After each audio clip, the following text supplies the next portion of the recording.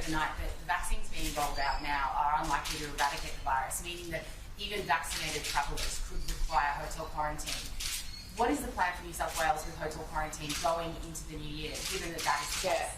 I've always said, and I appreciate various health experts and around the nation and overseas have been providing optimistic assessments or realistic assessments about when a vaccine will be made available. But I want to make it very clear to the people of New South Wales that as the Premier and as the government, we're acting as though there is no vaccine available. We have to think about how we all live in a COVID-safe way, because even when there is a vaccine available, having it eventually rolled out to everybody is a question mark. There are various strains of the virus, which is a question mark. Some vaccines are better than others in terms of stopping you actually giving the virus to other people. Even though it protects you, you might still be able to give it to others depending on the type of vaccine. So there's still a lot of question marks around the vaccine.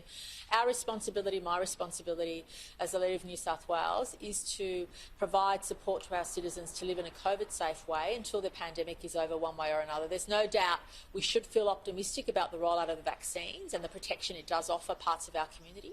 But until such time that everybody is vaccinated, or the vast majority are, and we know that it's effective in preventing transmissibility, we have to keep all of our settings in place, including fundamentally our quarantine system. We will maintain that. Can I give the public that assurance? I am not comfortable with having anybody outside the quarantine system who's come here from overseas. So if you're here from overseas, we expect that 14-day isolation. And of course, what we have been doing in New South Wales is providing on a daily basis, we have between 5,000 and 6,000 people in hotels, supervised by our police force, supervised by our health officials, to make sure we keep the broader community safe. Premier, have you heard from Cricket Australia about the Sydney test? Well, I've actually spoken to the chair of Cricket Australia this morning. I think they're making their decision at around 11:30 this morning. Can I say, I don't want to take words out of their mouth, but they provided feedback to me to say that they've been very positive and very optimistic about the way in which we've been dealing with them as a New South Wales government.